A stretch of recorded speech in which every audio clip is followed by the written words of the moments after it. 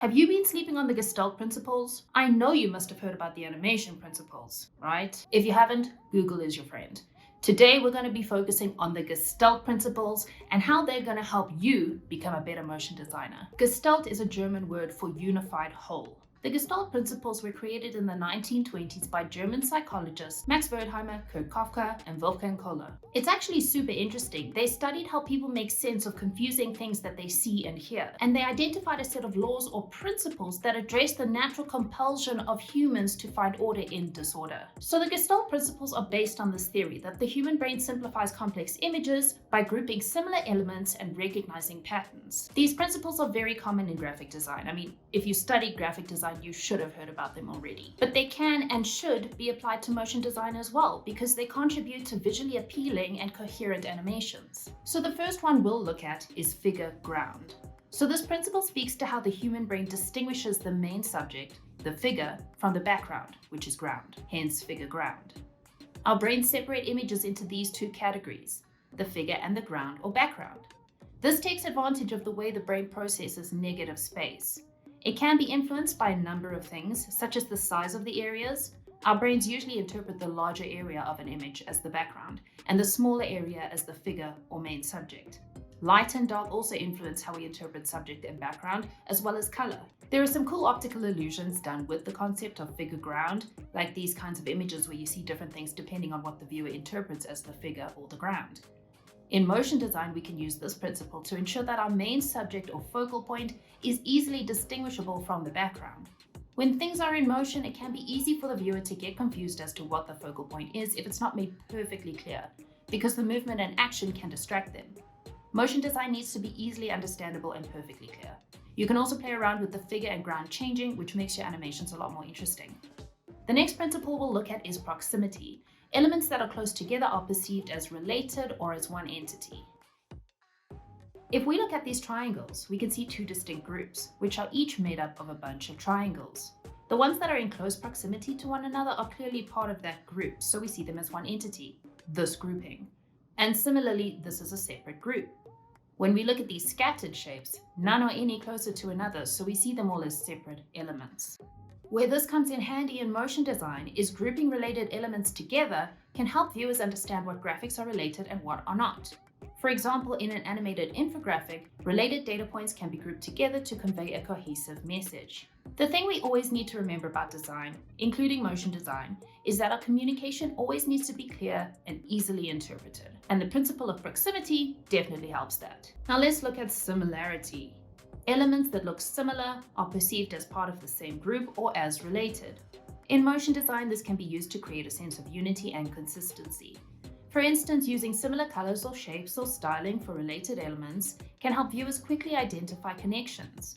Without this, your animation can seem disjointed or confusing if it's not clear where the similarities and relationships between elements are. You can also showcase similarity by using the same animation styles for related elements, like, for example, the same reveal animation on certain texts or certain graphics animated along similar paths. There are tons of ways you can use similarity in your motion design to convey related graphics or information. Our next principle is continuity or continuation. This principle recognizes that the eye is drawn along a path, a line, or a curve, preferring continuous movement. So if we look at this here, our eye follows the continuous curve that these dots follow, rather than following along this line, or seeing each of these as separate. We see the curve as one element, even though it's being intersected by these other paths. In motion design, this can be used to guide the viewer's eye through the animation to our focal point. This helps the flow of the narrative and keeps our animations feeling seamless and smooth. Here we have these leaves blowing along this continuous curve, guiding our eye to the next frame as the camera pans. We know to follow these leaves because they're blowing along a continuous curve. This can obviously be applied in a million different ways, so go ahead and experiment with that. The next principle that I think can really help your motion graphics is closure. The mind fills in missing information to create a complete image. I'm sure you've seen those logos, where they use negative space with just parts of the graphic to create an image that your mind largely fills in. There's nothing there, yet we know what the image is. Our minds close the gaps for us, hence closure. In motion design, this can be used to create really engaging and aesthetic animations where the viewer's mind completes the motion or shape, like here with this logo. The whole graphic is not on screen at any time until the end, yet our minds fill in the gaps and we can still see what it looks like. There are a ton of ways you can utilize closure in your animations, and I'm sure you must have already. Like with animated shapes or devices that aren't solid lines, our minds still know the shape. This technique has your motion graphics looking really slick, and by not handing them everything on a silver platter, it keeps your audience engaged and interested. The next principle is common fate.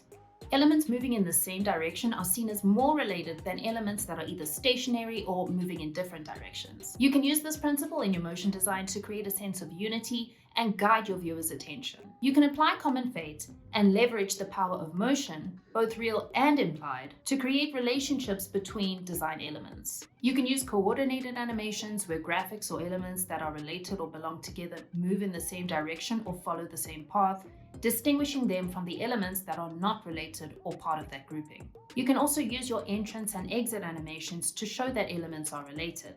So if something animates on and off the same way in the same direction, it's clear that they are linked or have some commonality. Coordinated motion can also have the benefit of making animation more dynamic and engaging. Gestalt principles influence the hierarchy, informational grouping, and readability of your designs. And these are really important for understanding the concept and the content. So these were just some of the Gestalt principles. Like I mentioned before, there are a lot of them, and you should check them out to see what else you can utilize to improve your motion design. Let me know in the comments which one you think is most beneficial for motion design, or if there was anything you didn't understand here that I could maybe elaborate on for you.